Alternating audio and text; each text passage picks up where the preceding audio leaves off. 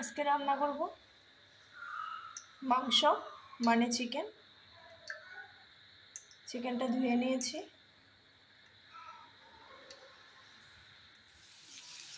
এখানে মাংসের জন্য আলু ভেজে নিচ্ছি। এখানে একটা পেঁয়াজ কেটে নিয়েছি, এগুলিকে একটু হলুদ আর লবণ দিয়ে অল্প ভেজে নেব, মাংসতে দেব। এখানে কড়াইতে তেল দিয়েছি আর পেঁয়াজগুলি দিয়ে হালকা লবণ হলুদ আর অল্প জিরা দিয়েছি। এগুলো একটু ভাজা হবে ভালো করে, তখন উঠিয়ে নেব। মাংস যখন হয়ে যাবে চিকেন মশলা দেব, তখন পেঁয়াজগুলিও দিয়ে দেব। এখানে একটা পেস্ট বানিয়ে নিয়েছি। এখানে দিয়েছি জিরে 2 চামচ, ধনিয়া দিয়েছি 3 চামচ, আর দিয়েছি আদা রসুন, হলুদ দিয়েছি, কাশ্মীরি লঙ্কা দিয়েছি, হালকা অল্প লবণ দিয়েছি, অল্প গরম জল দিয়ে এটাকে পেস্টটাকে গরম জল দিয়ে গুলে রেখেছি। এখানে মাংসটার মধ্যে সব কিছু দিয়ে দিয়েছি। এখন এটাকে মেখে নেব। এটাতে দিয়েছি পেস্ট করে রাখাটা দিয়েছি, আস্তা পেঁয়াজ দিয়েছি, রসুন দিয়েছি, হলুদ জিরা ধনিয়া পাউডার দিয়েছি, তেল দিয়েছি। এখন এটাকে ম্যারিনেট করে নেব। এখানে অনিয়ন দিয়ে দিয়েছি, হালকা হলুদ গুঁড়ো দেব,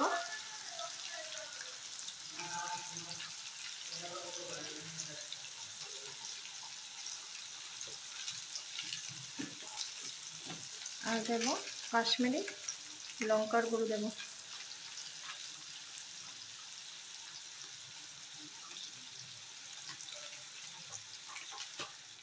এখানে মাংসটাকে মেখে নিয়েছি।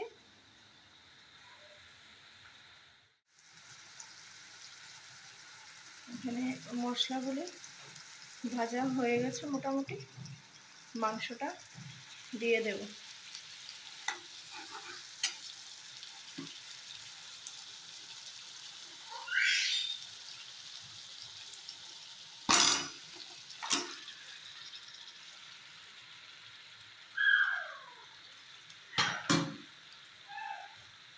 এখন নেড়ে চেড়ে কিছুক্ষণের জন্য ঢাকা দিয়ে দেব। হালকা একদম মিডিয়াম আগুন থাকবে, এটা ঢেকে রেখে দেব 15-20 মিনিটের জন্য। এখন ঢাকনাটা উঠিয়ে দেখি কি হলো। ঢাকনাটা উঠিয়ে দেখাচ্ছি, মাংসটা অর্ধেক হয়ে গেছে। আমি এমনিতে জল দিইনি, মাংস থেকেই অনেক জল বের হয়েছে।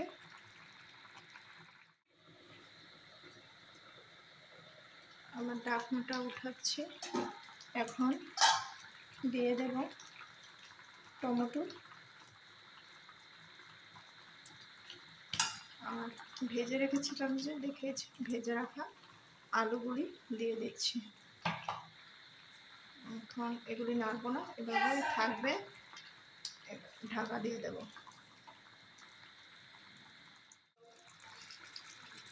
মাংসটা নেড়ে চেড়ে নিয়েছি, আবার মোটামুটি হয়ে গেছে। এখন চিকেন মশলা দিয়ে দেব। আমি মাংসের মধ্যে এভারেস্টের চিকেন মশলা বেশি দিই, কারণ এই মশলাটা দিলে মাংসের স্বাদটা একদম অন্যরকম হয়ে যায়। আপনারা দিয়ে রান্না করে খেয়ে বলবেন কমেন্টে। এখন মাংসের মধ্যে আগে যে পেঁয়াজ ভেজে রেখেছিলাম পেস্টটা দিয়ে দিয়েছি। আমার চিকেন রান্নাটা অলমোস্ট কমপ্লিট। আর এখন এটার মধ্যে চিকেন মশলাটা দিয়ে দেব, দিয়ে নামিয়ে নেব। আমার চিকেন রান্নাটা মাংস রান্নাটা হয়ে গেছে। আপনারা এরকম খেয়ে দেখবেন কীরকম লাগে।